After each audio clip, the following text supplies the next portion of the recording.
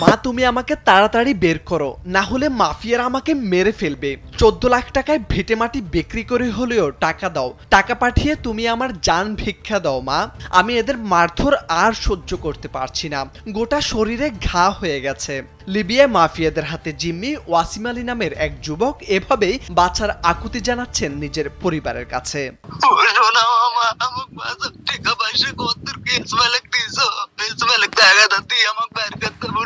জানা গেছে ওয়াসিম আলী নামের ওই যুবক 1.5 বছর আগে লিবিয়া যান। সেখানে একটি হাসপাতালে চাকরি করতেন তিনি। এরপর তাকে উন্নত জীবনের আশা দেখিয়ে ইতালি পাঠানোর কথা বলেন তার চাচাতো ভাই ইসমাইল। ওয়ালটন ফ্যানের অ্যারোডাইনামিক ব্লেড ঘরের কোনায় কোনায় ঠান্ডা বাতাস ছড়িয়ে হাওয়া বদলে দেয়। তিনিও সিদ্ধান্ত নেন স্থানীয় হাসপাতালের কাজ বাদ দিয়ে ইতালি যাবেন। এর কিছুদিন পর ইতালি যাওয়ার দিনক্ষণ ঠিক হলে ইসমাইল গাড়ি পাঠায় তার জন্য। তার পাঠানো গাড়িতে ওঠেন ওয়াসিম। এর 15 দিন পর ওয়াসিমের বাড়িতে খবর আসে তিনি মাফিয়াদের হাতে জিম্মি হয়েছেন। সেখানে তার উপর চালানো হয় অমানবিক নির্যাতন, মেরে ভেঙে দেওয়া হয়েছে পা, নির্যাতন চালানো হয় বিশেষাঙ্গেও। এরই মধ্যে খবর আসে ওয়াসিমকে ছাড়াতে মাফিয়াদের দিতে হবে 14 লাখ টাকার মুক্তিপণ। উপায় না দেখে জমি বিক্রি করে মাফিয়াদের 8 লাখ টাকা দিলেও মুক্তি মেলেনি, উল্টো নির্যাতনের মাত্রা আরও বাড়িয়ে দিয়েছে দুর্বৃত্তরা। ওয়াসিম আলী রাজশাহীর দুর্গাপুর উপজেলার 5 নম্বর ঝালুকাই ইউনিয়নের সাইবার গ্রামের বাসিন্দা। এই ঘটনায় জড়িত থাকার অভিযোগে ইসমাইল ও তার পরিবারের নামে মামলা করতে গেলে থানায় অভিযোগ নেয়নি বলে জানান ওয়াসিমের মা ও তার মামা।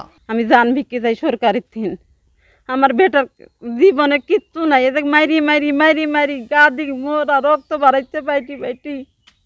আমার বেটা 50-100 গ্রাম করে পানি খাইতে দেয়, আমার বেটার 1-2 ডিগের রুটি, আমার বেটা কাল ভাত খাইতে। এই অভিযোগ নিতে এই মামলা করতে গেছি, এটি মামলা তো হবে না, এটাও একটা অভিযোগ দিতে যেতে পারেন। এটি অভিযোগ দেওয়ার পর যদি কোনোদিন আসে তাহলে আপনি মামলা করতে পারবেন, তাছাড়া তো ওর নামে কী মামলা করবেন। পরে আমি বলছি অভিযোগ দিয়ে ফেলাচ্ছি তো আমার কোনো লাভ নেই, তাহলে আমার অভিযোগ দিয়ে আর কী করবো। পরে আমি থানা থেকে চলে আসছি। আমার অন্তরটা ফাটে যাচ্ছে আমার সাওয়ালারই আর আহমতি দেখলে আমি আর সহ্য করতে পারতেছি না। আমি আর কিছু বলতে পারবো না। গ্রামবাসীদের অভিযোগ কেবল ওয়াসিম নয়, লিবিয়ায় বেশ কয়েকজন যুবকদের জিম্মি করে টাকা আদায়ের অভিযোগ রয়েছে সাইবার গ্রামের ইসমাইলের বিরুদ্ধে। তার মাধ্যমে এলাকা ও আশপাশের যারাই লিবিয়া গেছেন তাদের সবাই বিভিন্নভাবে হয়রানির শিকার হয়েছেন। আমার বড় ছেলে ইসমাইল ওই ইসমাইলের মাধ্যমে লিবিয়া গেছিল। লিবিয়া যায় ওরকম আমার সালে নিয়ে যা বললো 3 দিনকে দিনই কাজ দিব, তোর কোনো সমস্যা হবে না, নিয়ে যাও। আমার সালে 3 মাস বসাতে হয়। আমরা আমার আবদার চাচ্ছি, আমরা ভিক্ষি চাচ্ছি, জান ভিক্ষি চাচ্ছি, আমার সাল আমার বুকে যেন আসি লাগে। দুর্গাপুর থানার ওসি খায়রুল আলম জানান এ বিষয়ে কোনো অভিযোগ তিনি পাননি।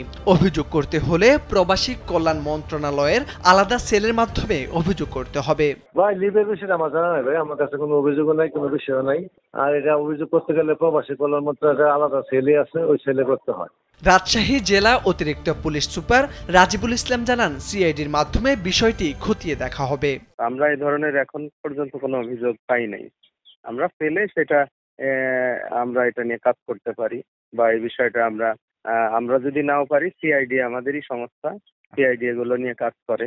ওভারসিজ যারা প্রবাসী তাদের কোনো সমস্যা হলে তারাও এটা নিয়ে কাজ করতে পারে। একদিকে জিম্মি সন্তানকে ফিরে না পাওয়ার যন্ত্রণা, অন্যদিকে প্রশাসনের উদাসীনতায় দিশেহারা পরিবারটি।